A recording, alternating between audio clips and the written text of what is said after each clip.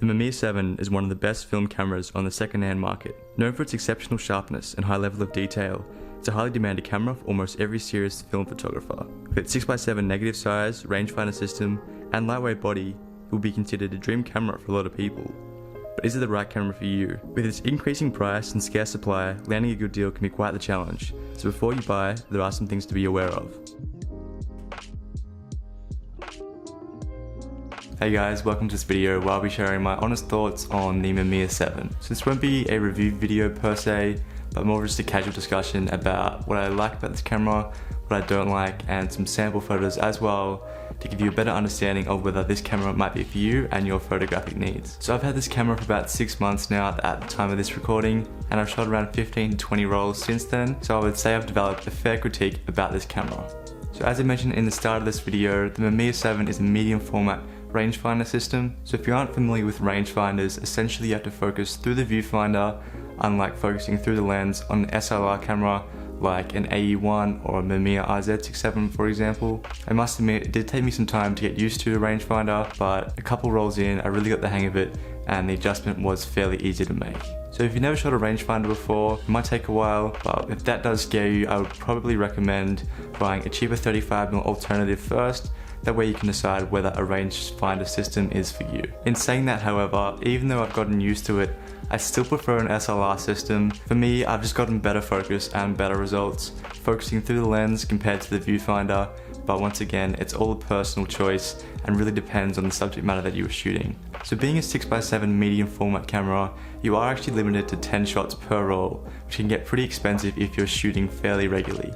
I guess this point is pretty obvious if you're looking at buying medium format cameras, as that's generally how these systems work. You sometimes get 10, sometimes get 12, and sometimes 15 shots, depending on the size of the negative. So although that can be pretty limiting, this camera actually has a really good built-in function where you can switch the film setting to shoot 110 film and 35mm as well using a separate adapter. I personally haven't used this, but it's definitely something I plan to use in the future.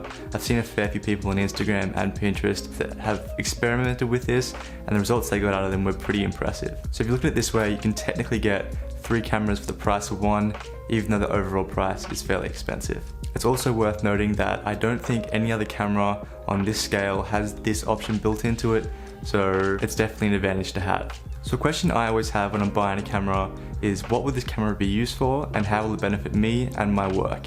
So prior to buying the Mamiya 7, I knew that I wanted a camera that was going to be good for traveling as well as documentary work at a high standard. So I already had the Mamiya RZ67, which is also a medium format camera, but that's more for portraits. It does use the SLR system as I mentioned, so I was using that mainly for portraits at the time. It did also take some really nice landscapes, but it was just too heavy. It weighs around 3 or 4 kilos, and moving around with that camera was just the biggest pain, and I really wouldn't recommend anyone going down that route. But moving around with that camera was just so difficult and really took a toll on me and my photographic process. So I knew I really wanted to remove that extra level of stress and get a camera that was lightweight, a bit more compact, while also having the same level of quality. So for me, it was a no-brainer to go for the Mamiya 7, as I wanted to have a camera that was easy to move around with.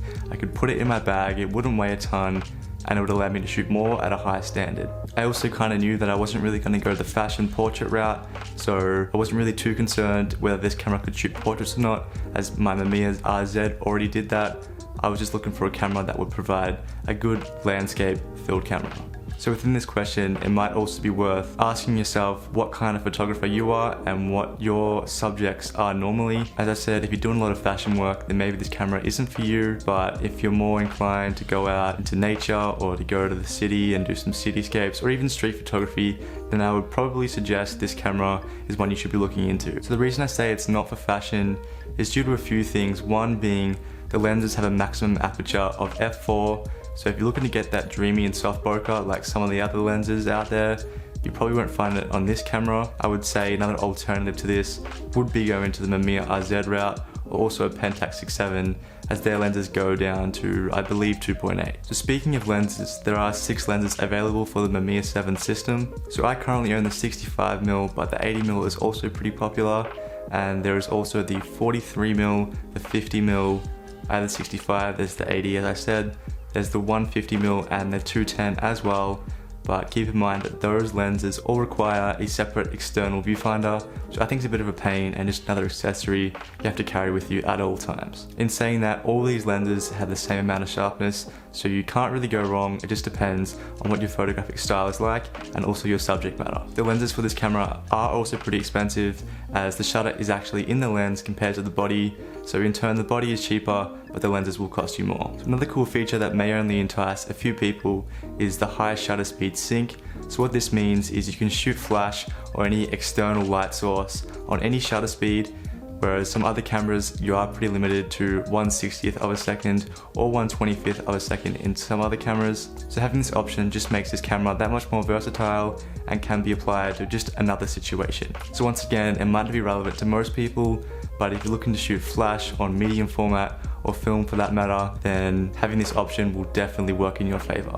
Although this wasn't a feature I was looking at when I was buying this camera, I am pretty glad that it is built in. I do plan on incorporating more and more external light sources, so having this option is definitely a plus for me. It also means I can use it in the studio and not have to worry about getting super accurate light readings, as I can just play around with the shutter speed and do a bit of trial and error where possible. So as I mentioned before, one of the main reasons why I bought this camera was I wanted a camera that would be suitable for traveling, and this camera perfectly ticks that box. It weighs just over a kilo and is pretty compact as well. I would say its size probably similar to a mid-level DSLR, which I think is pretty good for a 6x7 medium format camera. So when you compare it to other cameras like the Pentax 6.7, the Mamiya RZ, and probably some other 4.5 cameras as well, it's definitely a dream to shoot with while also maintaining that same level of high quality. So those are all the things I love about this camera, but the one drawback I have is the price that is associated with buying the Mamiya 7. So currently the price is sitting just under $4,000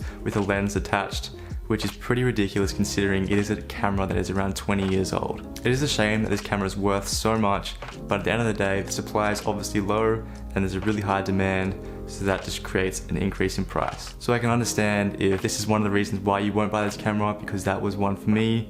But at the time, I knew that it was going to be now or never, and if I waited a couple years, chances are it's going to increase even more in price. So I just thought, screw it, just do it, buy it. Don't like it, you can always sell it, and that's the best part about film cameras is, if you don't like them, chances are you could resell it, make your money back, and sometimes profit in some cases as well. So that's the only downside to this camera, I believe, which it's not really a downside, it's just something extra you have to think about. It really has nothing to, oh you fucking. So in summary, there's no doubt the Mamiya 7 is an amazing camera, and I would really recommend it to any documentary photographer that's looking to improve their tools and work as well. In saying that, I wouldn't recommend it to all photographers. So for example, as I mentioned, if you're shooting more fashion work, then this camera might not be for you, and I would suggest some other alternatives. So as I said, it really ticks all the boxes for me. It's lightweight, it's compact, it has a great resolution negative, a great selection of lenses, and it's probably one of the best cameras out there. And with the only downside being the price, it's definitely a camera that I believe you should look into sooner rather than later, just in case the price increases even more. But at the end of the day, it is just a tool, and I don't think the cameras that you use should really dictate the quality of your work. It should be about the subject matter. But then again, if it's going to make your work a little bit better by just removing stress and making the process far more easier, then just buy it. So that wraps up my honest thoughts on the Mamiya 7.